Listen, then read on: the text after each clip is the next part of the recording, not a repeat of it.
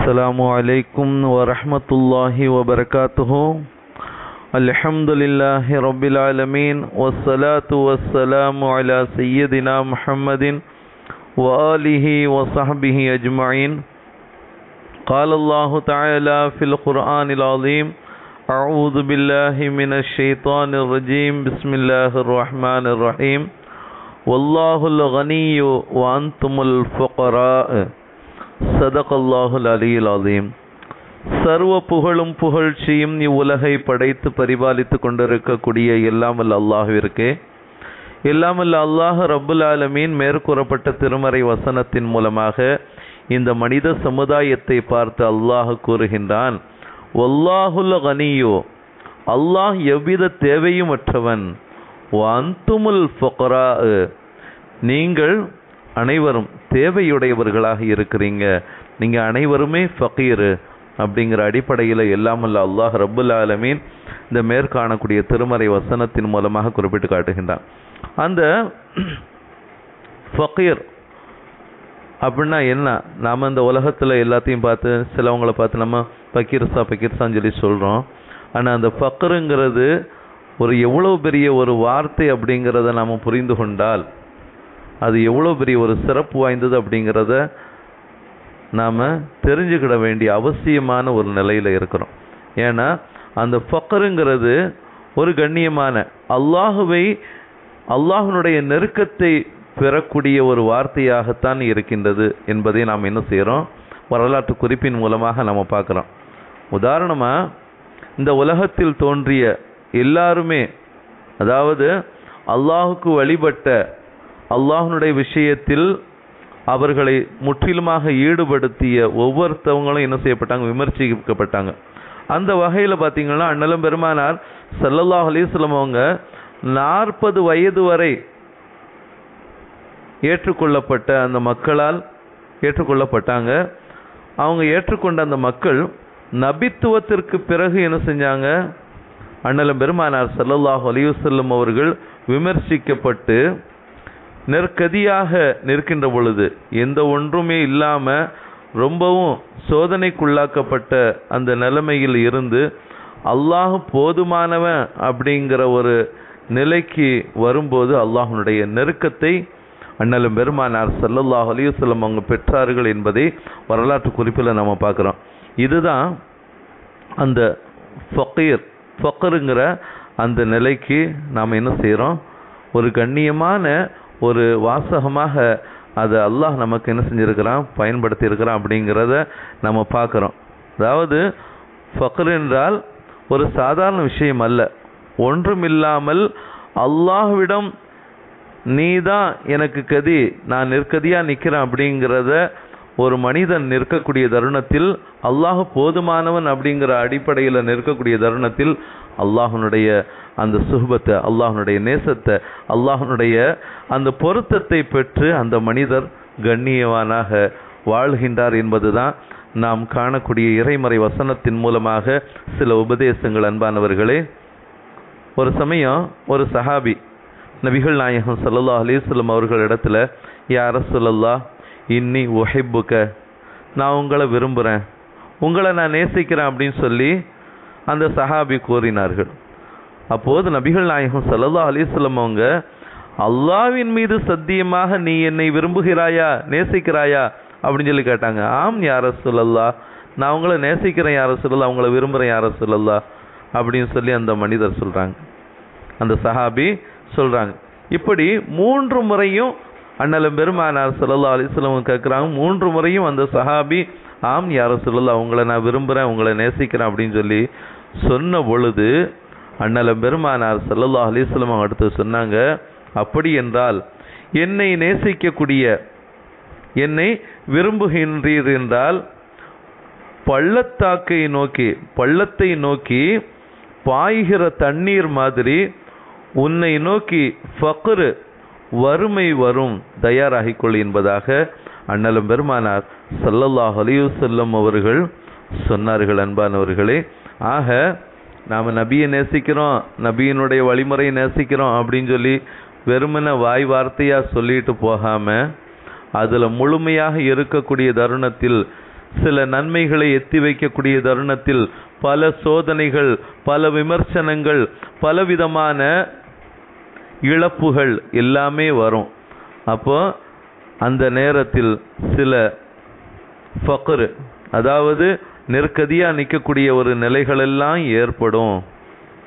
அந்த நிலையை நீ எதிர்கொள் என்பதாக, அதற்காக வேண்டி தயாராகிக்கொள் என்பதாக அண்ணலம் பெருமானார் ஸல்லல்லாஹு அலைஹி வஸல்லம் அவங்க கூறியிருக்கிறாங்கன்னா, அந்த நிலையில் தான் அல்லாஹ்வுடைய நெருக்கத்தை பெற முடியும் அப்படிங்கிறத அண்ணலம் பெருமானார் ஸல்லல்லாஹு அலைஹி வஸல்லம் அவங்க உணர்த்தி காட்டுகின்றார்கள். அன்பானவர்களே, நபிகள் நாயகம் ஸல்லல்லாஹு அலைஹி வஸல்லம் அவங்க சொல்கிறாங்க, நான் அல்லாஹ்வை நெருங்குகிற பொழுது, அல்லாஹ்வை நெருங்கி சந்திக்கின்ற பொழுது தவக்குல் என்ற வாசல் வழியாக போனேன். அங்கே பெருங்கூட்டம் அங்கே இருந்துச்சு. இது சரி வராது, இதுக்குள்ளே நம்மளால் போக முடியாது அப்படின்னு சொல்லி அந்த வாசலை விட்டு நான் வெளியில் வந்துட்டேன். அடுத்த வாசலுக்குள்ளே போனேன். அங்கே உள்ளே சென்று அங்கும் பெருங்கூட்டம். இறுதியாக ஃபக்ர் என்ற வாசல் வழியாக போன எவ்வித கூட்டமும் இல்லை என்பதாக அண்ணலம் பெருமானார் ஸல்லல்லாஹு அலைஹி வஸல்லம் சொல்லி, அதன் மூலம் அல்லாஹ்வை நெருங்குவது மிக அற்புதமானது. நான் அடிமை, நீ கனி என்ற அல்லாஹ்வுடைய நெருக்கத்தை பெறுவதற்கு அதுதான், அந்த வழிதான் எனக்கு சிறந்ததாக இருந்துச்சு அப்படிங்கிறத அண்ணலம் பெருமானார் ஸல்லல்லாஹு அலைஹி வஸல்லம் அவர்கள் கூறக்கூடிய அந்த வாசகத்தை நம்ம பார்க்குற அன்பானவர்களே. ஆக அந்த ஃபக்ருங்கிறது நாம் நினைக்கிறோம் வறுமை அப்படின்ட்டு நாம் தமிழில் அர்த்தம் வைக்கிறோம். ஃபக்கீர்னா வறுமையில் உள்ளவங்க, ஏழ்மைங்க அப்படின்னு சொல்லி நம்ம அர்த்தம் வைக்கிறோம். ஆனால் அதற்கு வார்த்தை அரபியில் நம்ம பார்த்தோம்னா அல்லாஹ்வுடைய நெருக்கத்தை பெறக்கூடிய அளவிற்குண்டான ஒரு கண்ணியமான வார்த்தை என்பதை நாம் என்ன செய்கிறோம், புரிந்து கொள்கின்றோம். அன்பானவர்களே, முஹையீதீன் அப்துல் காதிர் ஜிலானி கத்தஸல்லாஹு சிரஹுல் அஸீஸ் அவர்கள் சொல்கிறாங்க, நான் பகதாது நாட்டுக்கு கல்வி கற்பதற்காண்டி போயிருந்தேன். அங்கே மதரசாவில் இடம் மட்டும்தான் கொடுத்தாங்க, உணவு கிடையாது, எதுவுமே கிடையாது. தங்கி கல்வி இலவசமாக கற்றுக்கொள்ளலாம், அந்த இடத்துல தங்கிக்கிடலாம், ஆனால் உணவு கிடையாது. நான் கொண்டு போன காசெல்லாம் காலியாகி கடுமையான பசி, பல நாட்கள் பட்டினி, பசியினுடைய கொடுமை என்னை மிகவும் வாட்டி வதைக்கக்கூடியதாக இருந்துச்சு.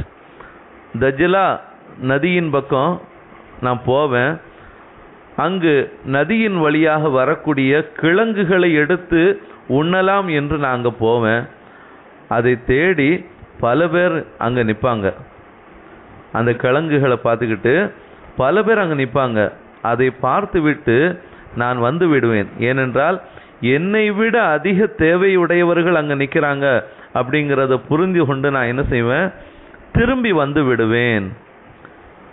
ரொம்ப பசியினுடைய கொடுமையின் காரணத்தினால் என்னுடைய நஃப்ஸ் என்னோடு கத்த ஆரம்பித்தது, போராட ஆரம்பித்தது.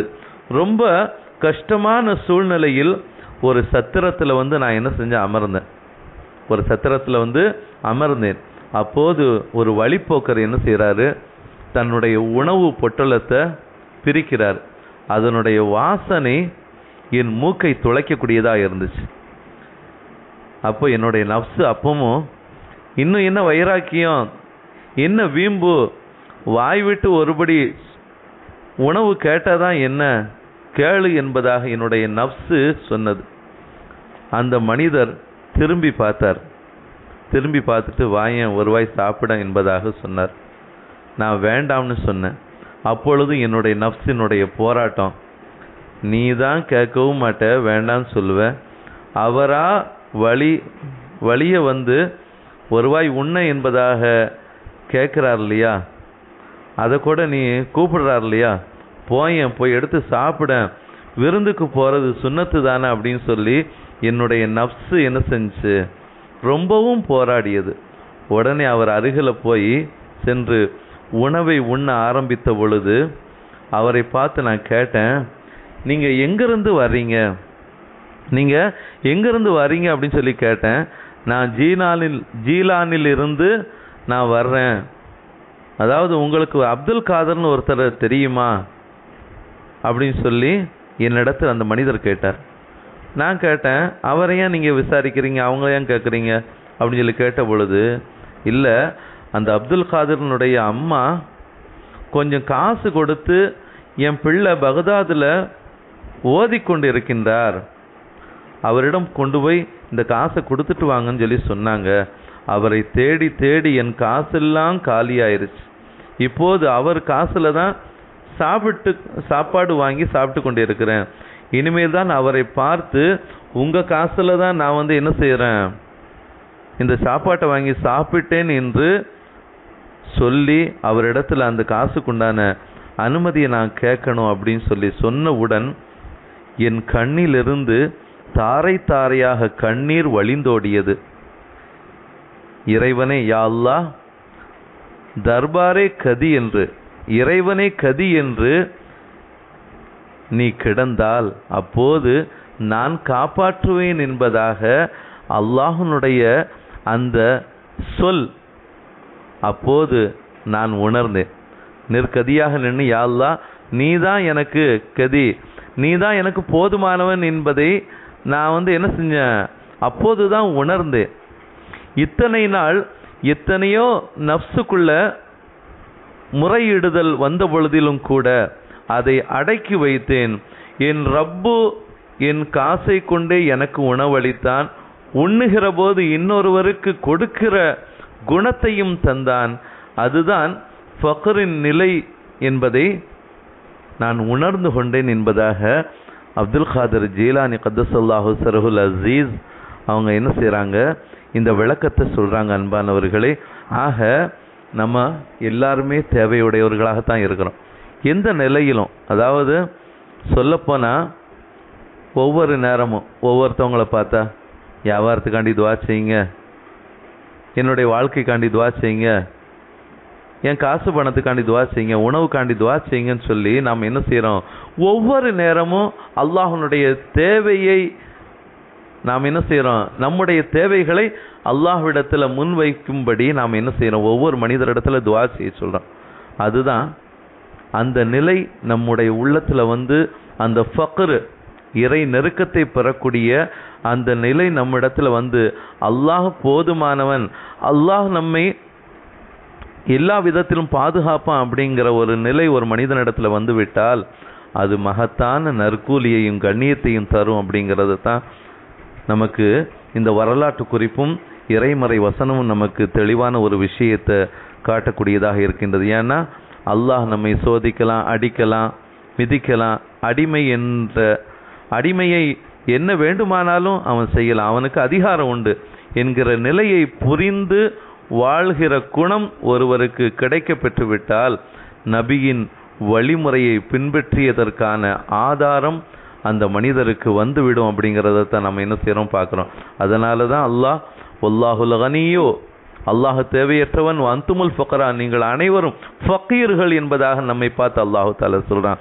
இல்லாமல் அல்லாஹ்வுடைய தேவையை அல்லாஹ்விடத்தில் நம்முடைய தேவைகளை கேட்டு பெற்று அதன் மூலம் அல்லாஹுவினுடைய நெருக்கத்தை பெற்ற நன்மக்களாக வாழ்வதற்கு வல்ல இறைவன் நம் அனைவருக்கும் கிருபை செய்வானாக.